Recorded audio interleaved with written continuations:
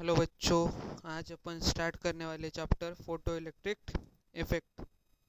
5 से 10 मिनट में चैप्टर ख़त्म हो जाएगा, ठीक है।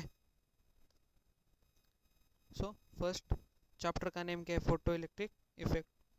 चैप्टर का नाम क्या है? Photo electric effect. अब फोटो इलेक्ट्रिक इफेक्ट में पहला क्या है? 1600 में न्यूटन आए, उन्होंने कॉर्पस कलर थ्योरी दी और उन्होंने पार्टिकल नेचर बताया। 1875 में हाइजन प्रिंसिपल आया, उन्होंने वेव नेचर दिया। उसके बाद मैक्सवेल आया, उन्होंने इलेक्ट्रोमैग्नेटिक वेव थ्योरी दी, उन्होंने भी वेव नेचर बताया। मैक्स प्लैंक थ्योरी है, उन्होंने पार्टिकल नेचर बताया। और उनका जो वर्क था वो रिलेटेड था ब्लैक बॉडी रेडिएशन के तहत, ठीक है। और डी ब्रॉगली जो थे ना, डी ब्रॉगली, उन्होंने पार्टिकल और वेव नेचर दिया पार्टिकल का। अब ये कुछ फंडा ये आपको पता है कि radio Mirchi I love you xerox girl, radio Mirchi I love you xerox girl, radio Mirchi I love you xerox girl. तो इसमें जो R N R, radio wave, microwave, infrared ray, light ray, UV ray, X ray, gamma ray. और इधर से इधर अपन जब जाएंगे तो पोटेंशियल पावर बढ़ेगा, फ्रीक्वेंसी बढ़ेगा, वेवलेंथ घटेगा। अब आता है रेडिएशन प्रेशर या फोर्स। रेडिएशन प्रेशर या फोर्स, उसमें अगर सॉरी हाँ उसमें अगर रेडिएशन प्रेशर पूछा जाए, उसमें अगर रेडिएशन प्रेशर या फोर्स पूछा जाए, ठीक है, और उसमें भी प्रेशर निकालेंगे तो उस प्रेशर से फोर्स निकल जाए। कैसे? Pressure equals to force upon area होता है, अपन को मालूम है। अगर परफेक्टली रिफ्लेक्टिंग है तो R1 होगा और एब्जॉर्प्शन 0 होगा, मतलब उसका एब्जॉर्प्शन ही नहीं होगा। सो इट मीन्स इसका जो P आएगा वो आएगा, प्रेशर जो आएगा वो आएगा 2I/c। और अपन को मालूम है कि pressure equals to force by area. अगर प्रेशर आ रहा है 2I/c, सो फोर्स क्या आएगा? 2IA/c आएगा। और परफेक्टली एब्जॉर्बिंग अगर है तो I/c, मतलब ऐसा जाएगा वो एब्जॉर्ब होगा, वापस नहीं आएगा। और इसमें ऐसा जाएगा तो ऐसा जाएगा, P/P। क्लियर है भाई? अब आ जा भाई इधर फोटो इलेक्ट्रिक इफेक्ट। अपन को मालूम है अगर मेटल की शीट वगैरह इधर कुछ लेंगे अपन, उसमें अगर लाइट और उसको ही अपन क्या बोलेंगे? फोटोन बोलेंगे। आइंस्टाइन ने फर्स्ट एक्सप्लेन किया था फोटो इलेक्ट्रिक इफेक्ट और उन्हें पार्टिकल नेचर बताया था फोटोन का। अब इसमें भाई देखो, जो मेटल सरफेस है ना, जो इधर का मेटल सरफेस है, उस पर लाइट या फोटोन इंसिडेंट होगा, उससे इलेक्ट्रॉन निकलेंगे और इस इफेक्ट को अपन फोटो इफेक्ट कहेंगे। आइंस्टाइन ने फर्स्ट एक्सप्लेन किया था, पार्टिकल नेचर दिया था। पार्टिकल कौन सा था भाई? फोटोन था। अब कुछ प्रॉपर्टीज देख लेते हैं। प्रॉपर्टीज में सबसे पहले भाई जो स्पीड था ना, स्पीड वो था 3 × 10⁸ मीटर पर सेकेंड। फोटोन का रेस्ट मास 0 होता है। पार्टिकल का मास का अगर अपन फॉर्मूला देखें तो ये मास, that is a moving mass, dynamic mass, m naught, that is the rest mass, 1 - p²/c², particle की speed and speed of the light c। अब ये निकालना होगा तो m और c², 1 - √में 1 - v²/c²। फॉर्मूला आपको ये रटना पड़ेगा, याद रखना पड़ेगा। p का m नॉट p, 1 - v²/c²। अब अपन मैं कुछ बता सकता हूँ, अगर एनर्जी आए तो m नॉट c² याद रखने का, p equals to m p याद रखेंगे, और यम में यम नोट डायरेक्टली याद रखेंगे, 1 - v²/c²। अब ये इसको ये बहुत इंपॉर्टेंट है भाई, ये जो फॉर्मूला ये बहुत इंपॉर्टेंट है, स्टार मार्क कर लो, ठीक है। ये बहुत इंपॉर्टेंट फॉर्मूला है, ठीक है भाई। इसमें देखो p² plus m naught square c4 equals to E0। अब अपन को मालूम फोटोन में एम नॉट क्या होता है? 0 होता है। So p² is equals to E²। So p is equals to E/c, p is equals to E/c। अब एनर्जी जो होती है फोटोन की, E is equals to H0, ये अपन को फॉर्मूला मालूम है। c is equals to lambda E। अब E अपन को मालूम चल गया h v का c/λ। So E is equals to h mu, ये c/λ। p is equals to E/c, h/c। ये इसमें वैल्यू पुट करने का है। और ये जो फॉर्मूला भी इंपॉर्टेंट रहता है, अगर अल्फा की वैल्यू एमस्ट्रॉन्ग में दी जाए तो एनर्जी की वैल्यू निकालने के लिए अपन क्या करेंगे? 12,400 divided by alpha in angstrom, और या नहीं तो 12,240 divided by alpha, that is wavelength in nanometre. अब वर्क फंक्शन क्या होता है भाई? जो अपन को वर्क करना पड़ेगा इलेक्ट्रॉन को निकालने के लिए, वो वेवलेंथ जो होती है उसको अपन वर्क फंक्शन कहते हैं। अब उससे ऑलवेज ऑलवेज जो एनर्जी ज़्यादा चाहिए वर्क फंक्शन के इक्वल चाहिए दोनों। अभी इस पे best question P Y quiz में बहुत सारे आए हुए हैं, सो इसको आप अच्छे तरीके से याद रखिएगा कि एनर्जी ऑलवेज ज़्यादा चाहिए वर्क फंक्शन से। V naught v minimum alpha by h आप फॉर्मूले में पुट करके निकाल सकते।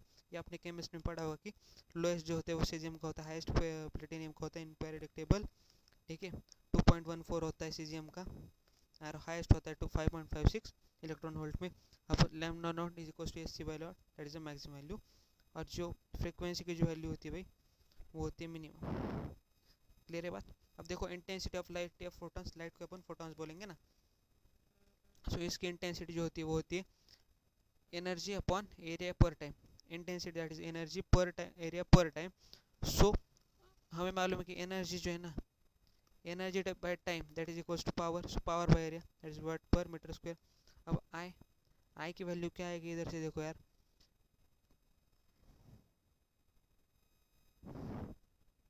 आई की जो वैल्यू है ना, आई की जो वैल्यू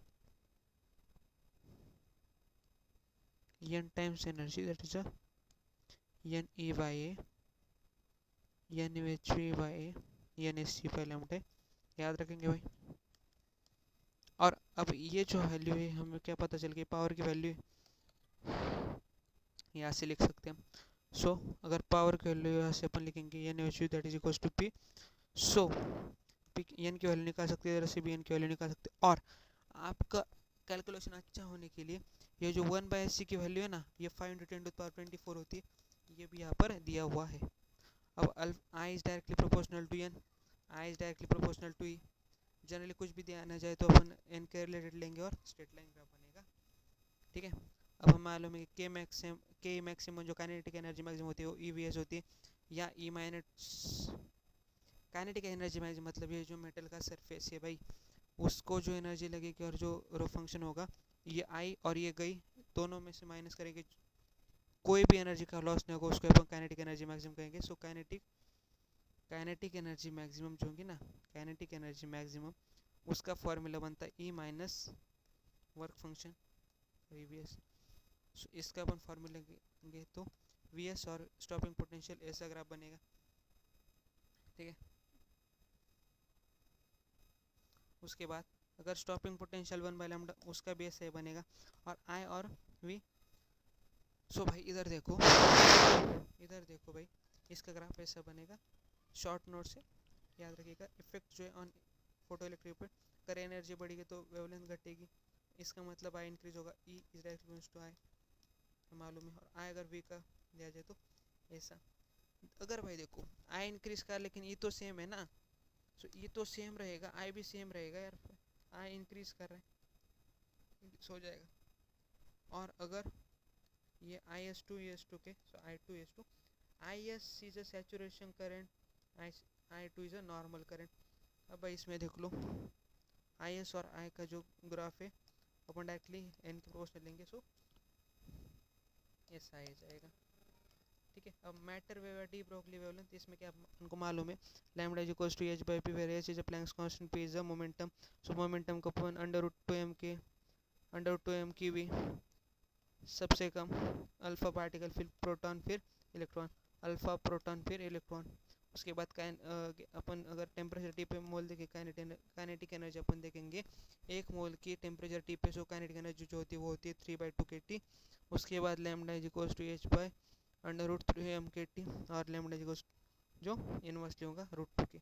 अब कुछ मैटर वेव के कैरेक्टर जो कि इलेक्ट्रोमैग्नेटिक वेव नहीं है, जो कि नॉन मैकेनिकल वेव है और हैक्केल में ट्रैवल कर सकती है, चार्ज पे डिपेंड नहीं करेगी, अगर चार्ज से एब्जॉर्प्शन होगा या इमिशन होगा उस पर उसको कोई फर्क ही ना पड़ेगा भाई, ठीक है भाई।